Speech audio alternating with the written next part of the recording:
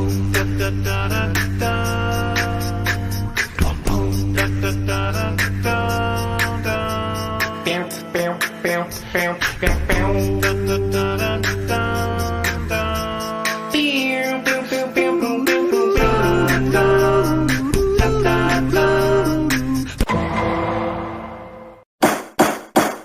to Rap in Order, the interrogation of a hip-hop album, where we take some of the culture's most beloved hip-hop albums, put them on the stand, see if they stood the test of time. Now let's see who we got on the stand today. Order in the court! Welcome to another episode of Rap in Order. I'm First Class Reg. I'm Torian B. Today we're joined by the almighty Quincy himself. What's up, fellas? What's going on, man? Good to have you here. It's great to be here. My guys talking about another Queens rapper. Yeah, I mean, you don't miss a Queens episode. That's like your thing.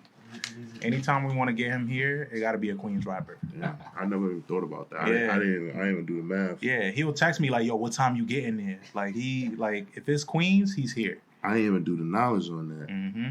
The knowledge. I see what you're saying. Yeah. I see what you did.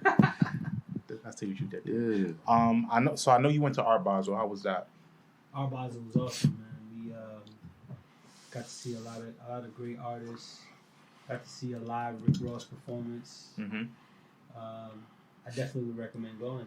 It's a great experience. You like Ross as a performer? Yeah, his music carries the. The hits are so crazy. Like he has such a great catalog that, he don't gotta do much. Yeah, it's that's like true. Jay-Z. He's like, he just get up there and start dropping songs. It's hard to believe that Ross is as seasoned as he is. Like back in when did we first hear Ross? 06? Yeah. It's kind of crazy. And he's still out here. But how was your weekend? The weekend was cool. Mm-hmm. So, listeners, I let y'all down. I did something and I forgot to do it. So, on the last episode, I didn't tell you guys about my trip to LA. That's right. Yeah. So, I wanted to talk about that, right? So, I went to Camp Flogno with my youngest brother, Thomas. He's a huge Tyler Creator fan. He loves Uzi, but Lil Yachty is like who is the end all be all for this kid. Like, Mm-hmm. and I didn't know that I'm the one that put him on to Tyler Creator and Yachty. Okay. I didn't know that, like, cause like I just be in the car fucking around when he's with me. But apparently, I played Smuckers for him. He told me, and he said that I was listening for the Wayne verse, Mm-hmm. but he said that he heard Tyler rap. Excellent Wayne verse. And he realized that Tyler was the same guy from Loiter Squad because he saw Loiter Squad, and that made him dive into Tyler. Mm. And then he said with Lil Yachty, Mm-hmm. he said that I was listening to Minnesota one day just randomly, and he said that he liked the hook, and he said that he dived into Yachty, learned the Yachty from Georgia, and like did the whole math and like did all his research and shit. So, Ain't that crazy? You never really know. Yeah, how you influence somebody. Yeah. But so like we went out there and like it was a surprise for him. So like I picked him up at the airport, and he's like all like bright-eyed and happy. Yeah. So that was cool. I'm surprised you didn't get that on tape, on film or anything. I was You tired. didn't record it? Okay. Nah, seriously. Like when I tell you, like, because I had worked like all that week to make sure I was off that and then weekend. You went straight over there. And I went straight over there. Like I was exhausted, bro. Like I'll be honest with you. Like I didn't even think about like actually this trip. Like I got pictures and footage and shit like that, but like I was so exhausted because there's so much walking. There's lines everywhere. Like we got there and like Tyler Creator merch like is like gold apparently. Yeah. The line like the line for his merch never stopped. It never ended. The line never went down. For 2 days, kids was just online buying his merch, whatever he had on his there. home turf. Yeah, and it's his festival, right? So I can imagine. But the food vendors that they had there were really good. I had my first Impossible Burger. Oh, I love Impossible Burgers. Yeah, me too. Yeah. What you think? You want to know what's funny? I didn't know that I was eating an Impossible Burger. I just wanted a burger, and I was like, all right, everybody's on this line. This the symbol for the food is like a little puppy. So I'm like, all right, fuck it, like let's do it. And I was like, yo, can I get bacon on that? And they were like, we don't do that here. And I was like, y'all Muslims? This nigga is a savage. And they were like, no, like we're Impossible Burgers. And I was like, bacon on an Impossible Burger will probably go crazy. Yeah. But yeah, so I had like a really, really good experience with the food. The lines were just long. I realized that like Ice Spice is fucking her. Mm-hmm. Like nah, like she is that girl. Ice Spice is that girl, bro. Like Ice Spice has. I didn't realize that like her live performance. I'm not gonna say she gave the greatest live performance because the fans just go crazy whenever she turns around and shakes her ass. Yeah. But like the way she had the control over the fans was nuts to me. Pink Panthers, I didn't enjoy her live, unfortunately. SZA did a great job. Sid did a great job. Damn. I saw Damo Genesis perform, and then I got to see my man's Remy Banks like come out and do like a feature performance. Oh, that's Shout out to Remy, that's Shout out dope. to Remy Banks.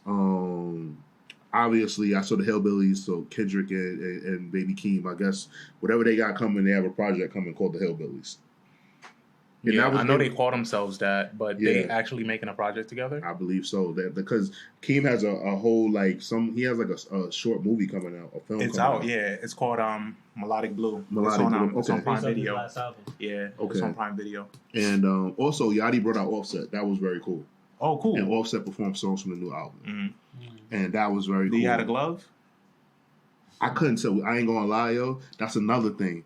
We was like, oh, we're gonna be smart and get there early so we can see the artist. Mm-hmm. Bro, we get there and like people kept closing in on us, and I was like, nah, I'm not. Yeah, nah. I'm not doing that. I'm not built like this. I'm not built like we used this. to really Yeah. be in the pits And with all it of was these funny people. because like Thomas, this was his first time, and Thomas was like, we can't, and I was like, no, yeah, I was like, nah, Yeah. bro, we can't. I'm sorry. Yeah, my brother's 16, so he's ready. Yeah. So that was crazy. But what I also thought was dope was that every single artist, like if like a fan passed out, something happened, like fans would like wave their lights, and like artists would like yo stop, make sure that person's good. Like and Tyler Creator made like a joke about it. He was like, I don't want to get sued. Y'all not suing me. Yeah. Stop this shit and get that person. Mm-hmm. Whatever you got to do. Like he was like, nah, I'm not with it. Everybody did the same thing. They was like, yo, is that person okay? You know, please, like everybody, like let's be careful, like please, like. And I was like, damn, look at Travis Scott changing I was the just about to say, fucking niggas world. definitely learned from that Travis shit. Yeah, man. That was pretty interesting. And then my other thing that I wanted to make sure that I said. So we did like we listed off our favorite albums of 2023, and I did not talk about Offset Set It Off. Yeah. That album is really fucking good. That album is so good it made Cardi B break up with him. Yeah, she was like, yo, this nigga feeling this up. Yeah, bro. Like I'm like, I know that sounds funny saying it, but like I really mean that. Like that album is so hot and so good. That nigga bought Michael Jackson's wardrobe and really started walking around like he was bad. And she's like, you feeling yourself, nigga? Yeah, man, that shit. I ain't gonna lie, bro. If I got Michael Jackson's wardrobe, I probably would fuck up my relationship too. Like, what? Bitch. I don't know, man. I'm gonna allow just to add to the what you guys discussed before best album of the year. I just want to throw in that Joey Badass 2000. I don't know if y'all know about it. That's damn, was that album. top of the year? I believe so. That's why, man. Them albums that be coming out like January, February, and shit. It's always unfortunate. For you're absolutely right though. That was a really good album. It's always unfortunate. Oh no, that was last year. Was it last year? Yeah, it was last year. Okay. July. Well, I got a lot of play for me this year. Yeah. Yeah, but that and then we just got the Nicki project. Pink Friday 2. Did you guys listen? I heard a few tracks. So I did go into it like, all right, let me just see if she's kind of trying to cash in on like the earlier fans and what is this? Where's the significance with this name, right? Mm-hmm. And I think she did a good combo of like kind of bringing in new fans with like the old fans, where like you got some pop hits on here and then you got some rapping on here. I think it was good service in that way. Mm-hmm. But I don't know if I would ever go back to this again. I agree. Yeah. Too much singing. 100%. It's a lot of singing. It starts off with a Billie Eilish sample. Yeah, it's too much singing for me. 1 and 2, like I feel. No, I'm not gonna say identically the same way, but the way I feel about like Drake, I just want to hear Drake rap. I'm good on all the other stuff. With Nicki, I'm kind of good on that too. I understand she has to do it, and I also put my foot in my mouth because like I took one sibling to Camp Flog. No, I take another sibling to see Travis Scott next week. So my baby sister requested to go see Nicki Minaj, so I have to go to the fucking Pink Print tour. Yeah, and I have to deal with that, and because I'm a barber, so I got to deal with that. I gotta go. my little sister. So I got to sit through that. Yeah, no, like I don't know if Nicki's complete bodies of work are for me. I do love when she raps. I love her features, but I don't know. I mean, and this album is really long album. Yeah, it is. That and Kanye and Ty Dolla $ign album got pushed back. I mean, listen, who didn't see that? I didn't see it coming. I didn't see it coming. Well, you know what? I had a glimmer of hope because it went up on Apple Music. Like and I think the date and it had all the tracks. I think Kanye was very arrogant and just was like, I mean, like I allow Nicki to make monster. Of course you're gonna clear it. Yeah. Ty Dolla $ign was probably like, yo, I really think you should. That's why I think you should. The only one isn't the Backstreet Boys one. So the Backstreet Boys one, but what people don't know is that the Backstreet Boys don't own that, so it's not them. It's a management company. Ron Perlman is dead, so it's not Ron Perlman. But so like basically, probably somebody who's not fond of Kanye West. Somebody said that it's probably a Jewish person that owns it. So I still think they're gonna be able to get it because Charlie Wilson singing "Everybody" is fucking amazing. I'm sorry, bro, but I think he's gonna fit. I'll be honest with you. I know Rez. Well, no, I'm not even gonna say no, Rez thinks I am. I'm a Kanye apologist, but I really think he's pretending, y'all. Pretending what? I think that like a lot of the shit that he does is like performative. There's a real like I'll be honest with you, like seeing Cudi like embrace him again. I feel like he just was like, yo, bro, you know what I'm doing this. Come on, man. Like something. It definitely comes off as performative. The way people forgive him, the way that he be like crossing boundaries and shit like that. Like I'm sorry, like I don't care how talented you are. Like people forgive him, bro. And like be good. You don't think money talks? I feel like there's money out. Like I feel like as far as like Cudi and Big Sean, like there's money out there for them everywhere. Big Sean made more money with other people than Kanye. Kanye made him famous, but Kanye didn't make him rich. Mm-hmm. Cudi, I feel like Cudi's fine without Kanye. Like Cudi and Big Sean, I would say like of most artists don't need Kanye West. Like they actually benefited, they actually succeeded in spite of Kanye. They put out some of their best bodies of work, like without him being a part of it. Yeah. So I'm just like, and like that for me to say that, like that tells you a lot of what I think. Like I don't think they have there's just like relationship and respect, but they have no skin in the game to be around Kanye or whatever like that. Like, so I just I don't think so. I think that there's a reason why like certain people like just like hold space for Kanye. Like somebody like Common who doesn't say a word. Like I think like certain people get it, and then certain people are just like, no, I cannot stand. Like no, I cannot stand next to you. Like I don't care if you're pandering or like you're doing this for show or or this the rhyme to your reason. Like Pusha T's like that. Pusha T's like, nah, enough's enough. I can't do it. I can't do it. I'm good. But like like he just does a lot of shit where I'm just like. There's don't seem like it don't seem as like authentic. It seems like he's playing the character of Kanye that he's created in the media. And he's done this exact thing his whole career. It's just now he's like doing these topics that are just like not talked about or not acceptable. Because before it was like things that we could relate to. It's like, oh yeah, Kanye. And now it's like, whoa, like you're going too far. But it's the same process. Yeah, it's sort of the same process. Yeah. But if you're ready, we can get into this project. What project we doing today? Yeah, so today we wanted to visit an album from an artist that's I don't know, like he kind of hit a second win lately. Like he's been putting out a lot of projects that have been getting a great reception. But in the early 2000s, this guy had best of mixtapes before his actual album even dropped. Yep. He was part of a very coveted crew named by the name of G Unit. Sold a lot of records.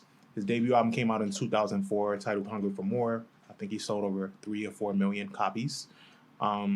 Featured all his G Unit members and so forth. He had ladies loved him, And I think with this album that came out in 2010, talking about Hungry for More 2, he kind of tried to recapture some of that magic, but then also add like an updated look at things too, because it was 2010. The music landscape was a lot different, and he tried to fit in that mode, but also bring back, go to the essence of like how he got famous. So Lloyd Banks, Hunger for More 2 is the album that we're covering today. Like I said, it came out in 2010. The feature list on here is more ambitious than it's ever been for a G-Unit artist outside of Game. Yeah. Because, you got Push on here, you got Jewels, you got Ryan Leslie, Swizz Beatz, Fab, Kanye. You got Styles P on here. That's a really big deal. That kind of gets swept under the rug because, real ones know from back then about the beef between the Lox and G-Unit. Mm-hmm. So them just having him on here or even having 50 on this I mean, not 50. Having, who else? No, he had Raekwon on here. Yeah, no, this shit is stacked. Like, he had a lot of people on here. Lloyd. Yeah, that's the one. Yeah, that was the one. Yeah. And this album was received very well when it came out. People recognized it for having a nod to his early 2000s work, but also like not relying so heavily on the metaphors and all of that shit. Actually telling concise stories without them. Mm-hmm. What did you guys think of this album? I'm gonna start with Quincy. You remember when this album came out? I definitely remember when this album came out. This album came out in my like prime club years. So some of these songs I used to like ride out to like on the way to the club, or you know what I'm saying. Like this was a good time. This album was fire. Hunger for More 1, that dropped when I was in high school. That was a classic. Yeah. And this is like 6 years after that came out. Mm-hmm. So we were like waiting for a Banks album and wondering what it would sound like. And I feel like he delivered. Yeah, so what's funny about that though is that in between that time, because after Hunger for More was Rotten Apple. Rotten Apple came after that. Oh, that's right. Yeah, that's right. Rotten Apple came after that, but it just wasn't that good. Yeah. He had some joints on there, but for the most part, it kind of just fell to the side, and it was nice to kind of see this resurgence. What do you remember about this? The single "Beamer Benz and Bentley," and like basically he got dropped from Interscope. Yeah, and he was like ice cold, but he was rolling with Slow Bucks, and and it started like a whole like friendship like thing between him, Joel Santana, Meek Mill, Fab, because like these dudes like from Queens, Trav, Slow Bucks, like they're like all like really they came up under 50. They're no longer friends with 50, but like they basically like brought these rappers together because like it was something like I was like, when the fuck did Joel Santana and Lloyd Banks start hanging out? Like that was like a thing. And there was like some like super team mashup or whatever like that. So niggas was all like making music together. Yeah. And I remember like hearing Beamer Benz and Bentley, and I was like, my mom was like blown because like it never occurred to me that these two rappers could work together. Like, and I was just like, all right. So Joel's is good getting his foot in, Lloyd Banks is getting his foot in, and like I remember seeing an interview where like basically Banks was like, Interscope tried to like sign him back. Because they wanted to get the money off of Beamer Benz and Bentley, and as his project was coming, he declined. Like I think he stayed like independent or whatever. Like I saw that interview. I think was that the one that he did with Flex. Yeah, like like just think about that. Like a label drops you, like don't believe in you no more. But there was a lot of stuff that transpired before that was going on. But like they didn't even give him a shot. Like basically it was just like, yo, you're as good as 50 says you are. 50 says that you're nothing, so we're dropping you. That's crazy. Yeah. Like, he sold 2 million records, and like over 2 million records, and they dropped him. Yeah. That's nuts to me. Not to mention, he is I mean, 50 was the flagship artist, but when they were putting their stamp in the game, like, Banks was the one. He was the guy Banks that got the kids excited. Right, I agree. Banks was who was supposed to, like, be the one to, like, carry the flag. Like, I think, I don't know, when I say that Banks is the most talented out of G-Unit, it's hard for me to say that because, like, 50 is a better songwriter. He is. Yeah. But I think that, like, Banks is more talented in the fact that, like, how he can rap, like, what he can rap about and, like, how he can rap in the way that his wordplay. And, he has, like, a voice, yes. He has a better rap voice too, right? Am I bugging for saying that than 50? I don't think so. 50 has like a distinct rap voice, but I think Banks, like his rap voice just he sounds like that nigga was born to be a rapper. Like this, LeBron was born to play basketball. Banks was born to rap. Facts. But like that's what I take. Like when Beamer Benz and Bentley came out, like it was like every time I went somewhere, I just heard it playing. Mm-hmm. Like, and I was working in Soho at that time. Like you would hear it in Soho. And I remember when Joel Ortiz remade it, Honda, Nissan, Chevy. Yeah. The broke nigga version. And I remember he came into the Levi's store. And Joel Ortiz, he came to the Levi's store. He was shopping. And this was before you got there, Reg. Mm-hmm. Had to be. And he came in and shopping, and everybody came up to him and was talking to him about it. Like it was cool. Like it was a moment. But like, yeah, I just remember, like, I heard Beamer Benz Bentley once a day for at least like a good 4 months. And then it got extra legs because Eminem rapped on it. Yeah. So that was a big time. Yeah, Eminem rapped on that shit. Interscope was sick. Yeah, and Banks, he knew the ball was in his court, and he was having the most fun with that shit because all his interviews around that time was like, "Yo, I'm just waiting for these checks. You know, I got a check that was amazing, and it's coming straight to me. I ain't got to split it with nothing. Like, I ain't got to go to no labels, nothing." I just remember him being really happy around that time and with this process. Even like the making of this album. I mean, and when you look at it, you know, damn, Beamer Benz Bentley debuted like in February, and the album didn't come out till November of that year. So, and that goes to show like the contrast between now and then, right? Because now, like, a single come out and it's like, yeah, my album's coming out next week, but they actually worked this single like the whole year. I really be honest with you, like, I don't like streaming. It's hard to gauge shit. I really, really actually like. I wish it would just go back to like iTunes, like downloads. Like, all right, you gotta like purchase this on iTunes or some shit like that. Streaming blows mine. I don't like it. I don't like the access to it. I actually don't like the freedom that streaming gives you. Yeah, it feels I know like, that sounds crazy, but I rather. It's like legal bootlegging. Yeah, that's all it is. I bring it back. Yeah. Like I don't know. I don't know any other way to explain myself, but I don't like it. Especially when I'm downloading shit from an artist that I really want to support, and I don't feel like I'm doing that. Right? Yeah. Like I don't feel like I should have to be a maniac and like listen to a full album 1,500 times so it could be equal a buy.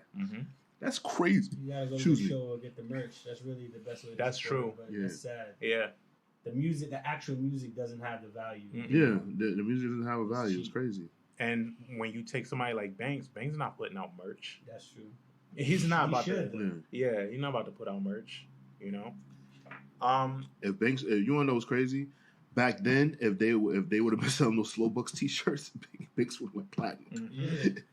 Like, I felt like that was like a Banks, Beamer Benz Bentley collab. Yeah, that was like Slow Bucks went platinum and all that. Hell yeah.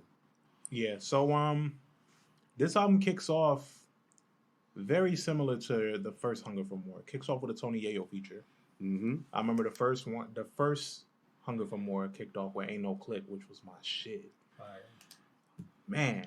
And that's when Yayo was fresh out. That's when he had just got out. And this was his feature. He might have went back in after that. I think, did he? Yeah, he did. Yeah, because he choked out Jimi Hendrix's son. When he went to jail the first time, he violated probation. And then he got out, and then he went back in because he choked out Jimi Hendrix's son. Damn, that's crazy. But yeah, so this kind of tries to recapture that feeling.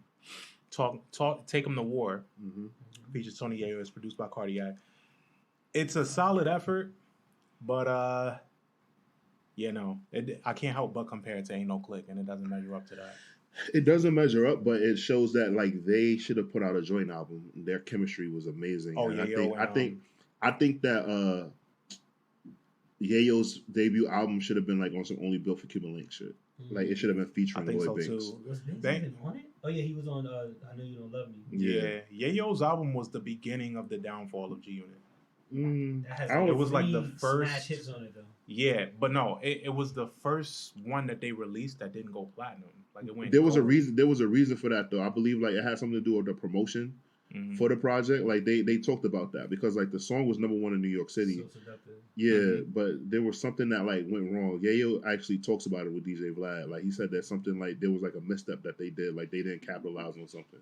But I don't agree. I think that the fall of G Unit was the Game beefing with 50 Cent. Like, it just showed that he was chinking their armor, and then 50 Cent started focusing on other things. Like, and it just ruined things. And 50 just doesn't give a fuck enough to like, you know, be diplomatic about shit, and it just showed turmoil. Yeah, I feel like it was Curtis. Yeah. I think when he challenged Kanye West and everything like that, like it kind of just like it let the curtain back too much because like saying I'm going to retire and I think like if he just would let the project come out and just do it, I think it would have actually been better than challenging Kanye. Yeah, of course it did. Yeah. Curtis. Oh, Curtis. Yeah. It wasn't. But Curtis wasn't till 07. Yeah, that's what I'm saying. Like it was before Curtis. It was definitely took for me him and Games beef like that. Like so, what was that? 05?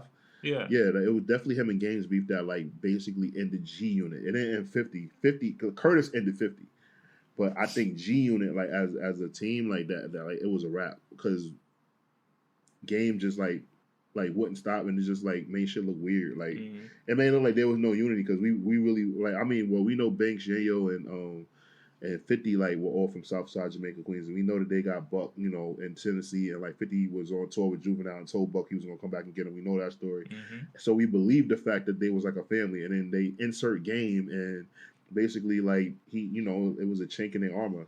If I was 50, like I get it, like you know he made money, but I bet if 50 could go back in time, he wouldn't have had him affiliated with G Unit. It didn't help. It hurt them more than anything. Yeah. He was better off trying to make Spider Loc blow up or some shit. Yeah, whatever happened to Spider Loc? I don't know, man. He was, yeah. I mean, it is what it is. But yeah, so it kicks off with that.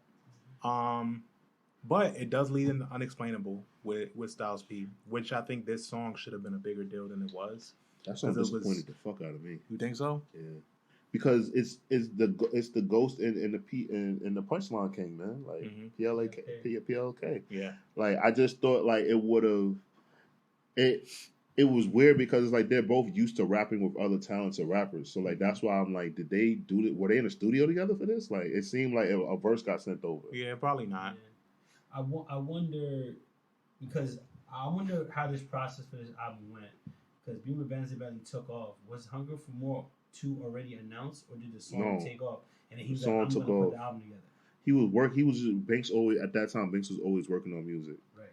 And Beamer Benz and Bentley blew up, right? And then the album, he got ready to put the album. Yeah. So I feel like he was just like, I see what he was trying to do here. He was like, yo, G Unit, I'm gonna go get somebody from D Block. I'm gonna get somebody from Murder Inc. I'm gonna get somebody from Dipset. I'm gonna get from Desert Storm, Fab. I got this Kanye co-sign. Everything, yeah. From Good Friday, I'm gonna throw it on the album. Exactly. So he wanted Styles P on the joint, and they probably didn't work together on it. It probably was sent over. So it was cool, but it wasn't what I would expect from Banks. And, I was highly disappointed. Yeah. What about the 50 and Banks track? P's and Q's. The Payback joint. On Payback, G Unit's just better together. Like it's so funny to me that like it's like when I watch like old shit with like whenever they would like do a tribute to Michael Jackson and Jackson 5, like Mike hated his brothers, but like anytime they performed together, like that shit was like breathing.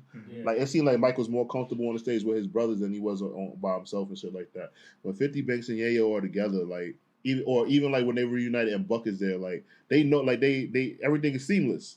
They're fine, like you know what I'm saying. Like they know how to move a crowd together, all of that shit. It's just that like 50's a fucking tyrant. Yeah. That's really what it just comes down to. But at the same time, a lot of 50's complaints about Banks, I could see why he will bump heads with them. I just think that from his perspective, because he wrote it in his book too. I think you read it. Yeah, I read it. Yeah, I read it. Yeah, from his perspective, it's just like Banks was lazy. He gave him everything that he needed, and he didn't capitalize off of the look and the name. Yeah, but like my thing is 50, the way 50 grew up and the way Banks grew up was two completely different things. So I think that how 50 feels towards Banks or towards certain people, sometimes like people have to like read the room. Banks didn't grow up like how he did. 50 grew up literally with no parents. Banks grew up in a household with both his parents, like, you know what I'm saying? So it's things that he probably had. So yeah, he might not be as hungry as you are or disciplined as you are, or whatever like that.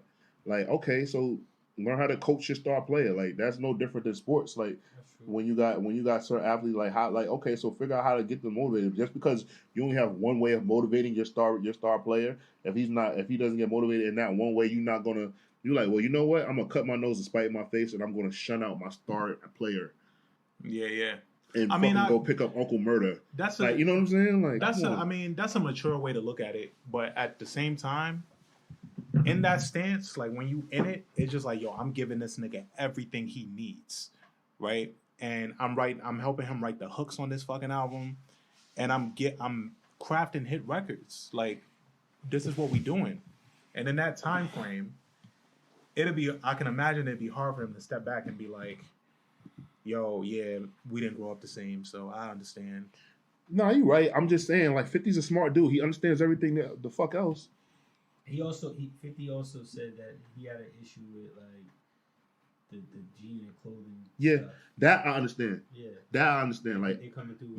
Like Louis, they was wearing, like, Louis Vuitton and, like, Gucci and shit like that. He's like, yo, like, we literally have a brand that we need to promote. We need y'all to promote things, and this is, like, what y'all are doing. It's crazy. Yeah. I understand that.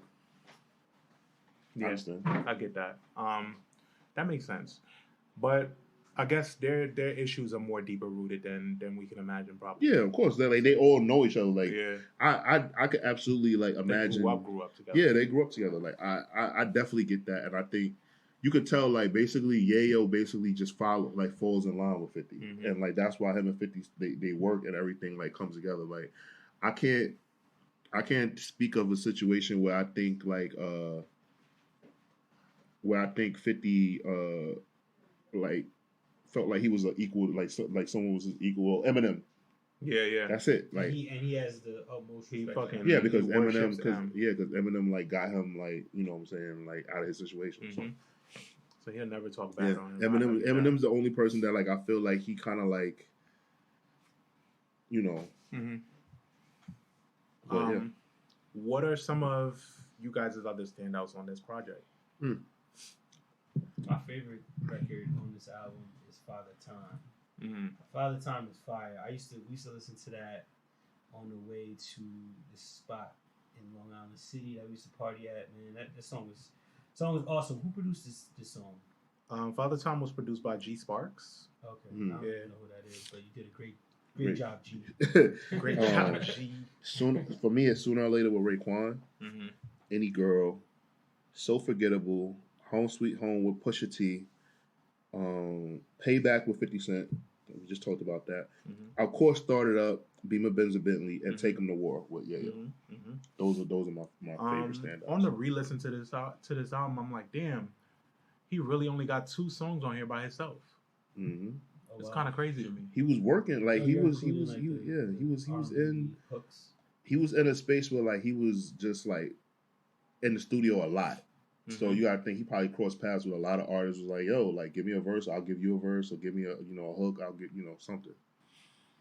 Yeah, the joint with Lloyd, there was an earlier version of it that I liked more that didn't have Lloyd on it, and I think it was just incomplete, and it was before he sent it to him for the hook. But I really like that one because I feel like Lloyd sounds good on it, but it doesn't sound balanced. It doesn't sound like he's supposed to be on this song. Was beefing with Murder Inc. Right? He wasn't messing with them. And I think, because didn't Irv reference this? Yeah, it was. Yeah, he did. He referenced this song. He was like, "I'll turn the TV on. I see him dancing in their video. I see him in their video." Yeah.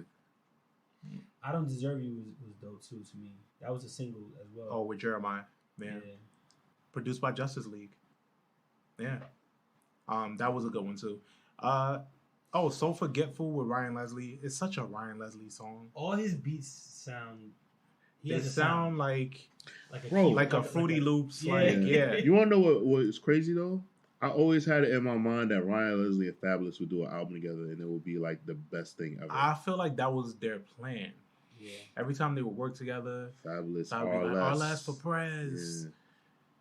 I just thought it was gonna happen. Shit, he could have actually did an album with Banks as well. Like I think like it just certain art like those artists like those artists that like we say like are like the meme rappers and stuff like that. Like Ryan Leslie works great with those guys. Yeah, he He does. works great with them. Ryan And Leslie lost. now that Cassie is free, we about to see what's gonna happen. Yeah, he actually. Did you see what he said that He he's hinted gonna at something, put right? her? Yeah, she's going on tour or something. Yeah. That's crazy, yo. I ain't gonna lie. That he really got love for that girl. Fact, because Yeah. it couldn't be me. It could be you, Q. Yeah. I also don't Stay over there with know. him, man. I also don't know. I really wholeheartedly don't know anybody that heard Cassie's first album. Nah. I didn't know. I thought it was just me and you came out. I didn't even know album came out. Yeah, Cassie had an album and it had Long Way to Go on it, and it had Me and You. I remember that. Oh But yes, I don't know do remember anybody Long Way to that Go. heard the whole first album. I don't think she has either. And it's kind of bold to say, yeah, I'm going on a tour. Like what? I mean, but you know, Ryan Leslie has a lot going on, like with that app that he uses and stuff like that. For his Oh, the music, but Superphone. Yeah, the Superphone and all Yeah. of that stuff. So, Okay. I mean, we'll see how it plays out. mhm. What are your dislikes on this album? I feel bad because some of the songs y'all said y'all really like. I don't like. I Don't Deserve You. For me, on the double, Celebrity, Father Time, Unexplainable. Hate Celebrity. Yo, a lot of Akon shit ages terribly. Yeah, bro, like his fucking hairline. Oh my god. Yeah, the Akon joint on the double. I never liked that song. I'm not a fan of the one with Lloyd. Yeah, that it just doesn't sound balanced to me. It's so off. He's not supposed to be on that song. Nah. Those are only two for you? Yeah. Everything else I enjoy. Mm-hmm. How do you think out of the first one and this one, you obviously feel like the first one takes it? The first one is Yeah. definitely better. The first one to me personally, I think Hunger for More is almost perfect. There's like one song I don't like. I like every song on the album. Some great, some good. There's one that's like I don't need that song, but for me that album is damn it. But it's not gonna live up to that. But this is a good album in his catalog. This is the other one that is like, all right, Banks catalog. You got these two albums. I would play these two albums for somebody that wants to be introduced to Lloyd Banks. I forgot the reason why Rotten Apple sucked was because The Big Withdrawal got leaked. Oh, with that girl. Oh, that's what it was. Yeah, Right. With the iPad. I Yeah. mean, no, what he left a He CD. left like a CD Yeah. in her car. Yeah. And I thought was it her car or the hotel, something like that. Yeah, but that got leaked, and that's why Rotten Apple sucked. Damn, dude, have. Yeah, and I think that's what started his beef with 50, because 50 was like, "Yo, you let some bitches keep you slipping, catch you slipping, Yeah. motherfucker." Like that's what I forgot. I wrote that in my note all the way at the end. I'm like, why the fuck did I put that at the beginning? Like, why did I put that at the end of the notes? But I yeah, remember that happening. Oh yeah, it resurfaced, fully remastered too. I gotta listen to that. Uh, I wonder what song. it Wow. resurfaced 4 years ago. oh shit, I'm gonna check it out. I'll check it out. But Yeah. you know, I enjoy this album, and I think because it takes me back to something like how Q said, like, you know, like it was his like club days and shit like that. At that time, I was going out sparingly. I wasn't in the club every night at that time, but like this, I just remember like that summer. Because Started Up was fucking everywhere. Beamer Benz and Bentley was everywhere. Like, so it was just like you just heard it, and I was like outside, like on the west side of Harlem a lot. Like I'm an east side guy, but I was on the west side a lot, ladies and gentlemen, like a lot. And there was like a lot of fun activities happening while these songs were played. So it brings back nostalgia memories. Yeah, I can get that. I just don't think some doesn't. Well, let's get to our ratings. That's what I want to get to. Ooh. Yeah. Who gonna go first? Why don't you kick us off?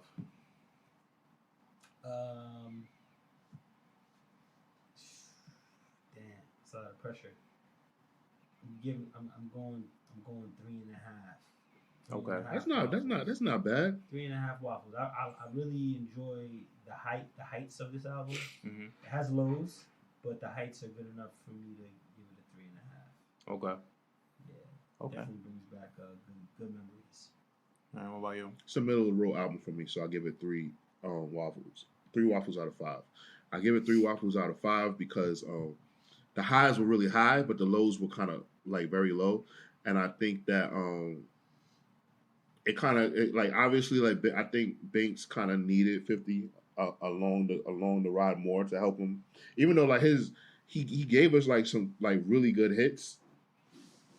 I think 50 probably could have helped him take it to the next level, and because like they kind of like were like on the outs a bit, it kind of hindered him. And then like this like songs that like he tried to like do like completely on his own just didn't work for me on this project, and I wasn't sold. I wasn't all the way in on this project. Like if somebody said, "Yo, I need a Lloyd Banks project," I would actually give him his more current projects and the Hunger for More Part 1, Hunger for More Part 2.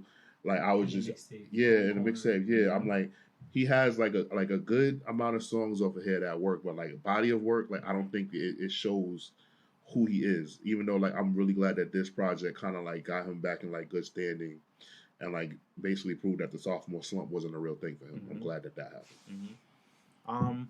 I'll give it a 2.5. Woo! God damn! I thought my rating was bad. Yeah, no, I give it a 2.5 because this album doesn't do anything to extend Banks' legacy. It's not an essential album in his catalog. Shit. Hunger for More, his later stuff, Halloween Havoc, really, really do that and show his growth as a rapper. I think this tries to capitalize on the moment of the 2010s. Reg is not a hard when you have an album like this that just capitalizes on a moment and the moment pass, doesn't make it fun to revisit. I like the way you put that. Yeah. I think I want to take a waffle away. Reg convinced me.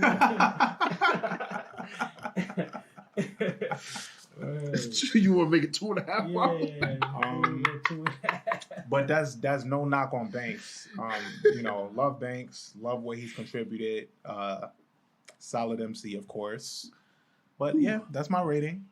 But I do recommend that you guys give it a listen because what we say is not always law.